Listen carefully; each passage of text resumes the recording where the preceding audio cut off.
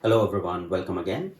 In this software testing tutorial, we are going to learn what is functional testing. Now in the previous tutorial, I have explained about the types of testing already, and I have briefly covered the functional testing as well, and briefly also explained about the difference between the functional and non-functional testing. Now in this tutorial, what I'll cover is I'll take the real example and I'll show you what exactly functional testing means along with the definition of functional testing. Now, if you see, the functional testing word itself defines the functional within it, right? So it's when we say functional testing, it's basically testing the functionality of the application. Now, if you take any example of an application, say for example, I'll take an example of the Gmail in this particular tutorial.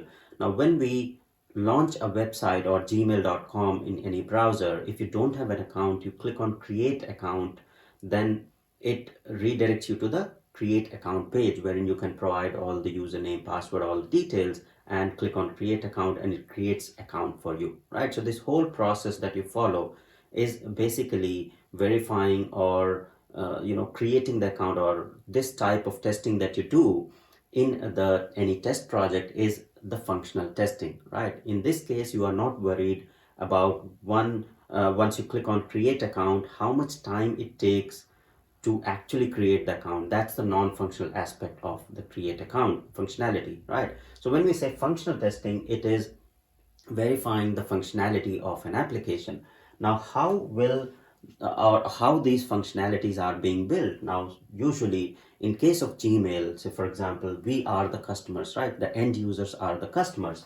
So we'll be having, customers. So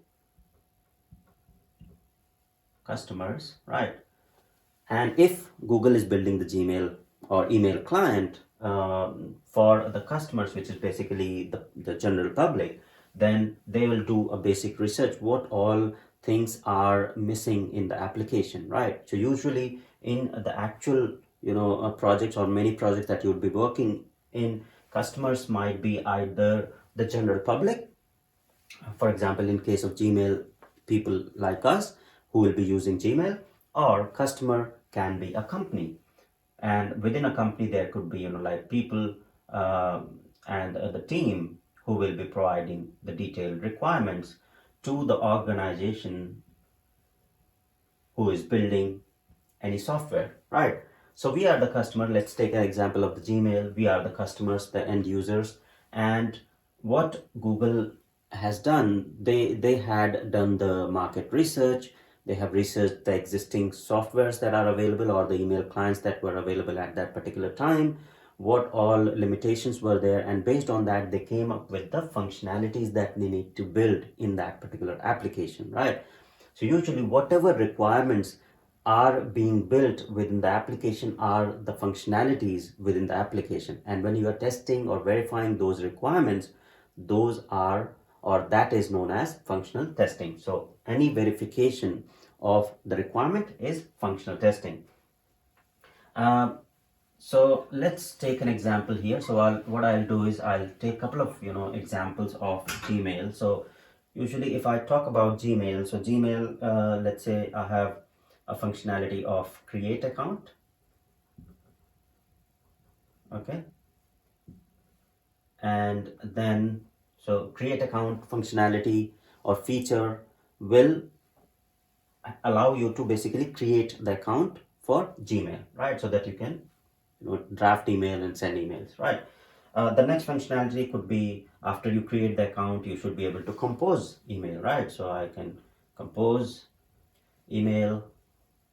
That is another functionality. I can, have the functionalities or the requirements around the editor. So once I click on compose email, what all functionalities, editing functionalities are available in the email editor, right? So email editor. So that can have a lot many more requirements within it, right? So this is the high level requirement that I'm covering. And then, send email, right? So these are some of the functional requirement or the requirements that need to be verified in Gmail, right? So if you are verifying this create account, so what you will do is you will follow certain steps. So you launch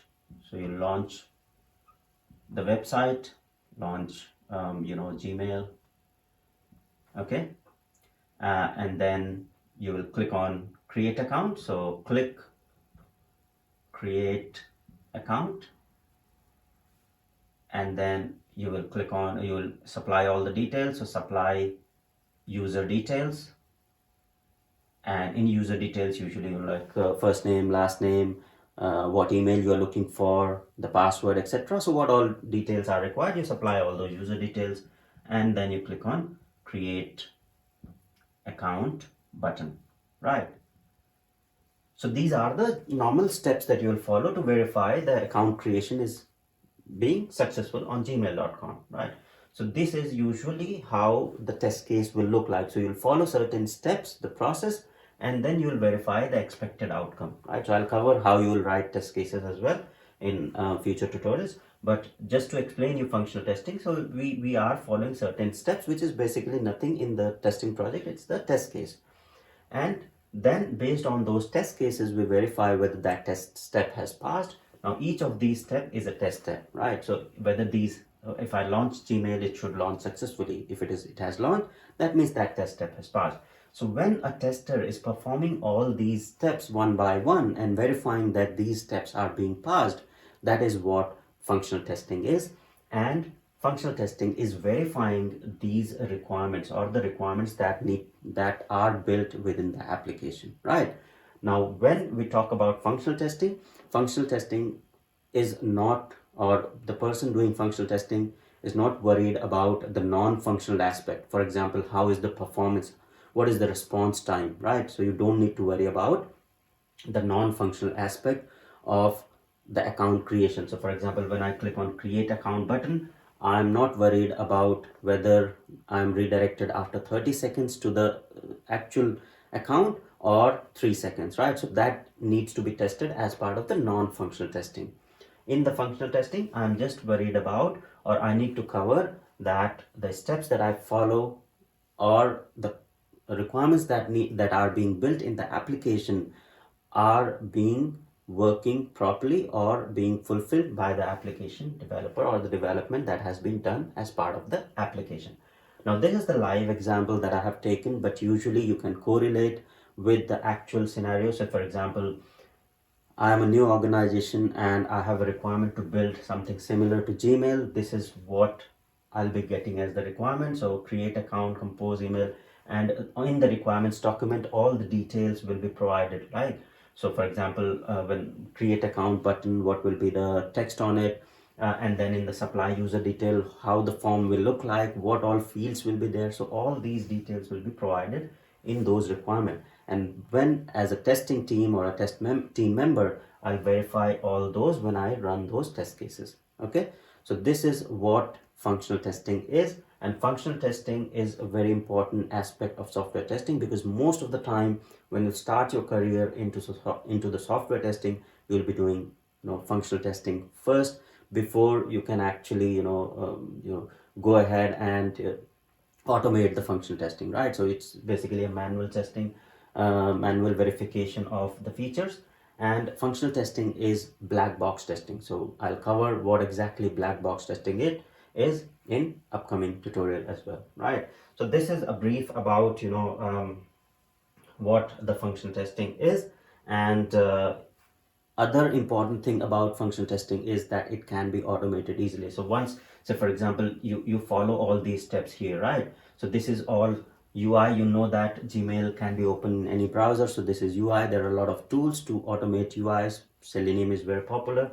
So you can, once you verify that all these functionalities are working fine, then you can use any automation tool and go ahead and automate these steps, so that next time you can easily run those scripts and you do not have to perform manual testing of these features or test cases again, right?